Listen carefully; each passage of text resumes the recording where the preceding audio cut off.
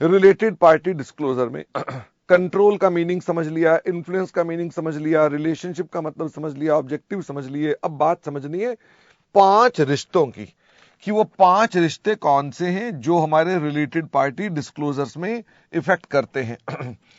तो सबसे पहले वो 5 रिश्तों की बात करते हैं, उसका नाम है पैरा 3A, जिसमें लिखा हुआ है एंटरप्राइजेस विच, फटाफट से बताओ, डायरेक्टली और इनडायरेक्टली। तो इनडायरेक्टली किसके थ्रू होता है? Indirectly through subsidiary. तो कल छवि आपने मुझसे पूछा था ये वर्ड सब्सिडरी, तो एक्चुअल में ये वर्ड क्या लिखा हुआ है? इंटरमीडियरी। ओके, पर आप एग्जाम में सब्सिडरी लिख सकते हैं। तो सब्सिडरी कंट्रोल और इज बीइंग कंट्रोल्ड और is under common control with related party. जिसमें क्या होता है, हमारे पास इसमें कौन कौन से रिश्ते आ जाते हैं? इसमें हमारे पास A, B, C, क्या ये रिश्ते आ जाते हैं? फटाफट से बताओ। अगर ये कंट्रोल है तो क्या ये रिश्ते आ जाते हैं? The answer is yes. क्या A, B और C में मैं ये कह सकता हूं कि इसको ऐसे बना दो, A, B और C, क्या ऐसे में अपने पास B और C रिलेटेड पार्टी माने जाएंगे? फटाफट से बताओ, क्या B और C रिलेटेड पार्टी माने जाएंगे? The answer is yes. क्या A और B और C, इसके पास है 60% शेयर और इसके पास है 40% शेयर और इसके पास डायरेक्टली भी है 20% शेयर, क्या अभी भी A के पास 60% शेयर माने जाएंगे? क्या अभी भी 60%? भाई वो थ्रू सब्सिडरी 40 है और डायरेक्ट भी 20 है, तो टोटल 60 हो गया। तो therefore in all cases these are all related under para 3। ये सब पार्टियां एक दूसरे से रिलेटेड हैं। 3B में कौन सी आती हैं? 3B में आती हैं entities which are associates and joint ventures of reporting entity and vice versa. Vice versa मतलब इधर भी और इधर भी, जिनके लिए हम इन्वेस्टर हैं या जिनके लिए जो हमारी एसोसिएट्स हैं। क्या इसमें रिलेशनशिप मूव करता है with indirectly through subsidiary? The answer is yes. Indirectly यहां पर भी रिलेशन मूव करता है थ्रू सब्सिडरी। तो इसमें क्या चीज आएगी? इसमें आएगा A के पास अगर 20% शेयर है B कंपनी के तो रिलेटेड पार्टी है, द आंसर इज यस। 30% है C लिमिटेड में, रिलेटेड पार्टी है, द आंसर इज यस। लेकिन क्या B और C रिलेटेड है? The answer is no. B और C रिलेटेड नहीं है, लेकिन A की ये सब्सिडरी रिलेटेड है। फिर मैं पूछता हूं, क्या A के पास है 20% share of B company, B के पास है 30% शेयर ऑफ C कंपनी? फटाफट से बताओ, क्या A and C are related? फटाफट से बताओ, क्या A and C are related? The answer is no. यानी fellow fellow associates, fellow joint venture. तो क्या जो मैं वर्ड एसोसिएट बोलता हूं वो जॉइंट वेंचर पर भी अप्लाई होता है? The answer is yes. तो इसलिए मैं लिमिटेड बोलता रहा हर बार एसोसिएट एसोसिएट, तो रिप्लेस एवरीवेयर कि ये जॉइंट वेंचर भी हो सकता है। तो क्या फेलो एसोसिएट संबंधी है? नहीं। क्या फेलो जॉइंट वेंचर संबंधी है? द आंसर इज नहीं। यहां देखिए, क्या एसोसिएट की एसोसिएट्स संबंधी है? द आंसर इज नहीं। क्या जॉइंट वेंचर का जॉइंट वेंचर संबंधी है? The answer is no. बाकी रिलेटेड पार्टी है।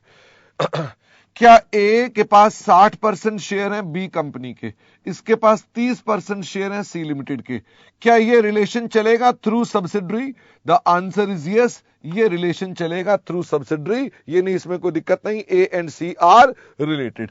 यहां पर ऑल आर रिलेटेड। तो मैंने शॉर्ट में आपके साथ डायग्राम भी बना दिए साथ में। 3C की बात करें, 3C जो लगता है वो किस पर अप्लाई होता है? 3C लगता है इंडिविजुअल्स पर।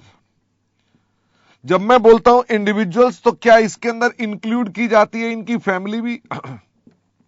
The answer is yes. Family में कौन आता है? फादर आता है, मदर आता है, सन आता है, डॉटर आता है, स्पाउस आता है, ब्रदर आता है, सिस्टर आता है। ये रिश्तेदार उसके अंदर साथ में इंक्लूड किए जाते हैं। इंडिविजुअल्स जो विच डायरेक्टली क्या करते हैं? फटाफट से बताओ।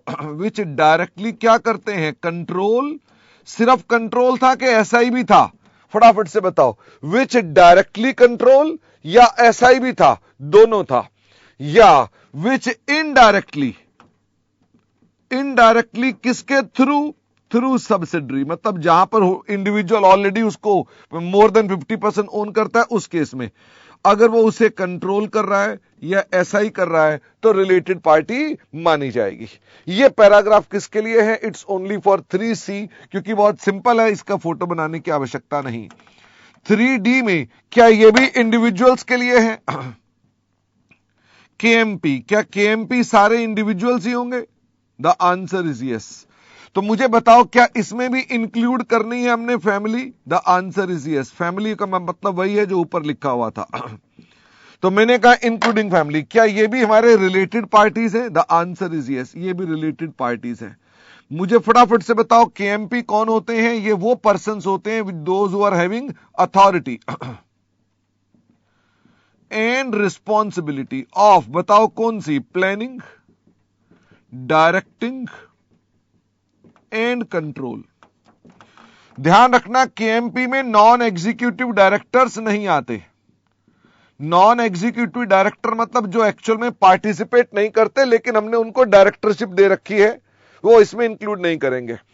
क्या इसके अंदर मैनेजर्स आएंगे? फटाफट से बताओ। ये मैनेजर लॉ वाला नहीं मतलब है, ये जनरल सेंस में पूछ रहा हूं। लॉ में भी मैनेजर होता है, वो यहां पर मैनेजर भी नहीं आएंगे। क्या इसके अंदर हमारे पास कोई अदर इंप्लॉइज आएंगे? The answer is no. ये सब नो, ये भी नो, ये भी नो। इसका मतलब इनको सावधानी से इंक्लूड कर देना, एक्सक्लूड कर देना। 3E क्या है? 3E कहता है जो 3C और 3D के पर्सन्स हैं। मतलब फटाफट से बताओ, 3E में कौन आएंगे? फटाफट से बताओ। इंडिविजुअल और फैमिली, कौन सी वाली? 3C वाले। या केएमपी प्लस फैमिली, कौन से वाले? 3D वाले। इनके पास क्या है? इनके पास कोई एंटिटी है जिसको वो क्या कर रहे हैं? कंट्रोल या इन्फ्लुएंस। और इसे भी क्या कर रहे हैं? कंट्रोल या इन्फ्लुएंस। तो क्या ये दोनों पार्टीज रिलेटेड हैं? The answer is yes. Related under, फटाफट से बताओ किस पैरा में? 3E में। ये रिलेटेड पार्टीज माइनस हो जाएंगी। क्या यहां तक बात समझ में आ गई? ये हमने 5 रिश्ते बताए कि साहब ये 5 रिश्ते हैं, थोड़ी जगह खत्म हो गई है तो कोई बात नहीं, यहां तक के बाद मैं कहीं और चल पड़ता हूं। इन 5 रिश्तों के बाद मैं यहां डायग्राम बना रहा हूं। मैंने कहा धोखे से बचें, following are not related parties. मुझे फटाफट से बताओ कौन सी रिलेटेड पार्टीज नहीं है। तो मैंने कहा नंबर 1 कॉमन डायरेक्टर। ये कौन सा डायरेक्टर है? फटाफट से बताओ। Non executive director. Common agent, common supplier, common customer, big customer, big supplier, big agent, ये सब हमारे पास है। प्रोवाइडर्स ऑफ फाइनेंस, मतलब जो बैंक हैं, प्रोवाइडर्स ऑफ फाइनेंस। लेकिन ध्यान रखना, अगर बैंक इसमें कवर हो गया तो क्या रिलेटेड पार्टी है? फटाफट से बताओ। बैंक ने मेरी कंपनी में 20% पैसा लगा रखा है और लोन दिया है, रिलेटेड पार्टी है? यस। पर बैंक ने मेरी कंपनी में 20% पैसा नहीं लगा रखा, सिर्फ फाइनेंस प्रोवाइड किया है, क्या मेरा रिश्तेदार है? एक्सिस बैंक ने मेरे को लोन दे रखा है, तो क्या मेरा रिश्तेदार है? The answer is no. जी नहीं शिवम। तो प्रोवाइडर ऑफ फाइनेंस इसमें नहीं आएगा। क्या गवर्नमेंट एंटिटीज या गवर्नमेंट इसमें आएगी? The answer is no. क्या ट्रेड यूनियंस आएंगी? The answer is no. क्या रियल में ये आपको अफेक्ट करते हैं? क्या आपका मेजर कस्टमर आपको अफेक्ट करता है, मेजर सप्लायर आपको अफेक्ट करता है, गवर्नमेंट अफेक्ट करती है, ट्रेड यूनियन अफेक्ट करती है? क्या ये सब आपको अफेक्ट करते हैं? The answer is yes. But affect करते हैं, हम इनसे इन्फ्लुएंस होते हैं, पर ये इन्फ्लुएंस वो वाला इन्फ्लुएंस नहीं है जो इन्फ्लुएंस आपको AS 18 ने बताया। देयरफॉर धोखे से बचें, ये रिलेटेड पार्टी नहीं है। हम कुछ केस में डिस्क्लोजर नहीं करते हैं, नॉन डिस्क्लोजर। कब हम डिस्क्लोजर नहीं करते हैं? अगर ये अगेंस्ट क्या है? एथिक्स ऑफ बिजनेस, अगर ये बिजनेस के एथिक्स के अगेंस्ट है, जो किसने बताया है? रेगुलेटेड बाय गवर्नमेंट, जो भारत सरकार ने बताया है कि आपको नहीं करना है। You can't make a contract and से हम डिस्क्लोज नहीं करना चाहते। या eliminated transactions of consolidated financial statements, तो कंसोलिडेटेड फाइनेंशियल स्टेटमेंट में जो ट्रांजैक्शन एलिमिनेट हो जाती हैं उन्हें भी डिस्क्लोज करने की आवश्यकता नहीं होती। फिर बारी आती है रिलेटेड पार्टी डिस्क्लोजर्स कौन कौन से हैं, कि रिलेटेड पार्टी डिस्क्लोजर कौन कौन से हैं। तो दो केस उठते हैं।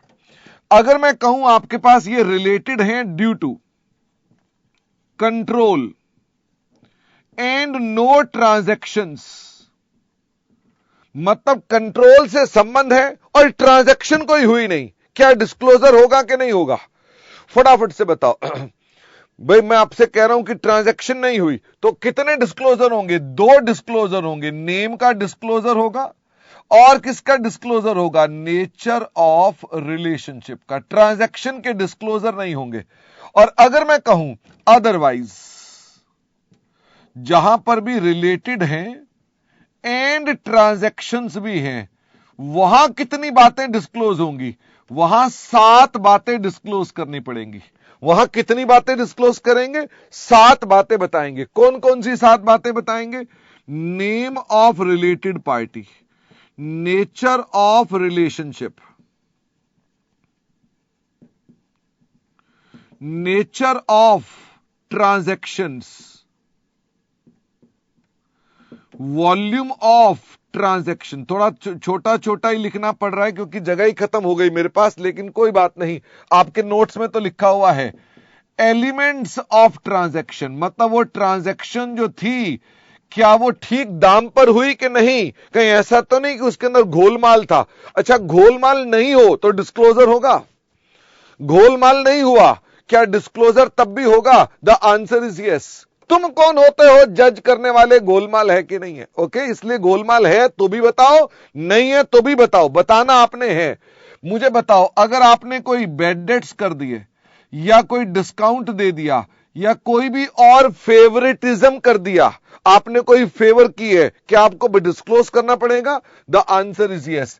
क्या आपको आउटस्टैंडिंग बैलेंस भी बताना पड़ेगा? The answer is yes. आपको इसमें आउटस्टैंडिंग बैलेंस भी एट द एंड कितना बचा हुआ है यह भी बताना पड़ेगा। बस दैट्स इट, यही है आपका अकाउंटिंग स्टैंडर्ड। मृदुल, प्रोफेशनल डायरेक्टर वाला पॉइंट कवर हो गया ना, जो हमारे यहां नॉन एग्जीक्यूटिव डायरेक्टर है। तो अब ना वर्ड नॉन एग्जीक्यूटिव मृदुल तुम्हें पता होना चाहिए, मतलब जो डायरेक्टर काम नहीं करते हैं, वो चाहे आउट ऑफ रिस्पेक्ट वाले हैं, चाहे वो अमिताभ बच्चन है, चाहे वो प्रोफेशनल्स हैं, वो कारण कुछ भी हो सकता है। ओके, नॉन एग्जीक्यूटिव मतलब जो काम नहीं करते हैं, पार्टिसिपेट नहीं करते हैं, बट डायरेक्टर होते हैं। तो यहां तक की चर्चा हमने आपके साथ करी और